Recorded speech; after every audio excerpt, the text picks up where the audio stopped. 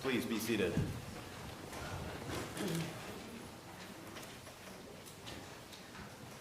You know that among the Gentiles, that's the people outside of the faith, those whom they recognize as rulers lord it over them, and the ones they call great are tyrants over them. But it is not so among you. It is not so among you. Tyrants are as old as the ages. In Jesus' day, the Roman Empire was ruled by tyrants who in turn found local rulers who were more than willing to lord their power over the people with threats and violence and fear. And when you hear it just out of context, you think, well, that couldn't be very popular. On the contrary, though, Jesus tells us that much of the world out there believes that tyrants are actually the greatest kinds of leaders.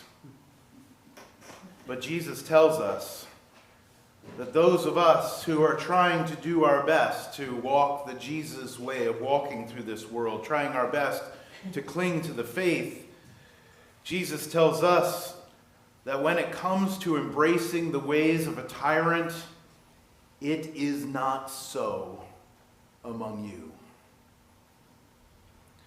Martin Niemöller came to stand against Hitler and the Nazis, fascism and the Third Reich and their tyranny.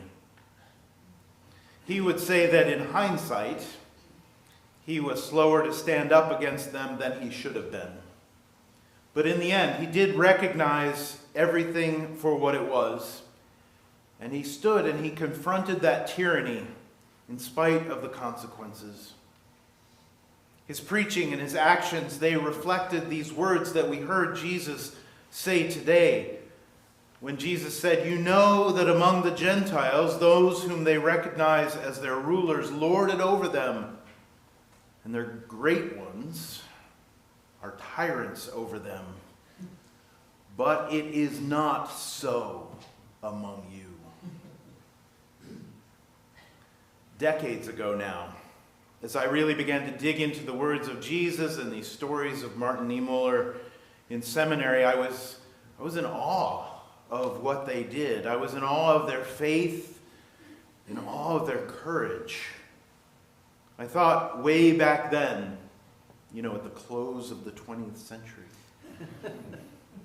I thought, should anything like that ever happen on my watch, I certainly hope that I would do the right thing, the scary thing, yes, for sure, but I would hope that I would do the faithful thing, the courageous thing. But way back then in the last century, that just seemed like a thought experiment, a hypothetical, something that could never really happen in real life. But now, here we are. What we are facing today is no mere thought experiment, and it is more exactly like what Niemöller stood against in his day than I ever thought could ever be remotely possible. This past week saw swastika flags flying at a Trump rally in Florida, and no one at that rally lifted a finger to take them down. As someone on the internet said, remember, if you go to a rally and if there's just even one single Nazi flag that no one is demanding be taken down, you are at a Nazi rally. That unthinkable reality is borne out in Trump's words as well. He has fully embraced the Nazi Playbook, dehumanizing entire groups of people to give his followers some others to hate. Do you remember Martin Niemöller's famous poem, First They Came for the Socialists? And I didn't say anything because I wasn't a socialist. And then they came for the trade unionists and the Jews, and he said, and I didn't speak out because I wasn't a trade unionist, I wasn't a Jew. In our age, it's liberals, brown and black people, and immigrants. They are being made to be the others. The would-be tyrant of our age is doing exactly what Niemöller ended up regretting not speaking out against early enough, when speaking out would have mattered more. This candidate we have for the office of President of the United States is telling his crowds that all of their problems are because of these others. He's saying that they, along with Democratic accomplices, must be rounded up, deported, or executed with the help of our own military. This language is identical to the Nazi Playbook. He now promises that he alone can save the country from these people that he is actively dehumanizing, calling them animals, non-humans, the worst people, the enemy within. This is nothing less than a full-throated embrace of Hitler's exact language. General Mark Milley, not exactly a bleeding heart liberal. The former chair of the Joint Chiefs of Staff, he agrees. He says, Trump is the most dangerous person ever. I realize he's a total fascist, a fascist to the core. These words that we heard today in the gospel lesson from Jesus about tyrants, they need to be ringing out in the world from every deacon, priest, pastor, and bishop, lest those people find themselves in Niemöller's position later on the wrong side of history, confessing or needing to confess that I didn't speak out when they spoke against those folks because I wasn't one of those folks. And eventually, it turned out there was nobody left to speak for me.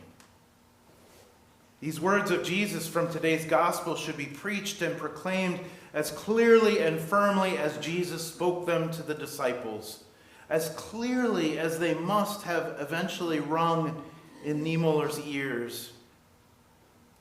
These words of Jesus that we read in today's gospel must be made to ring in our ears, and it needs to be shouted from our mouths in these very, very anxious days, because for those of us here who strive to follow Jesus, for those of us who try to do our best day after day to walk the Jesus way of walking, that way of tyrants, that way of fascism, that way of endless lies and endless hate, endless violence and endless fear, that way is not so among us. It is not so among you. I'm very fortunate here. I get to preach to the choir every week. It's quite a gift. But this moment calls for all of us to do more than to simply preach to the fellow converted. This moment calls for all of us to proclaim from the rooftops and make clear to the entire world that although tyranny might be an option on the upcoming ballot, for followers of Jesus, the way of tyranny is not so among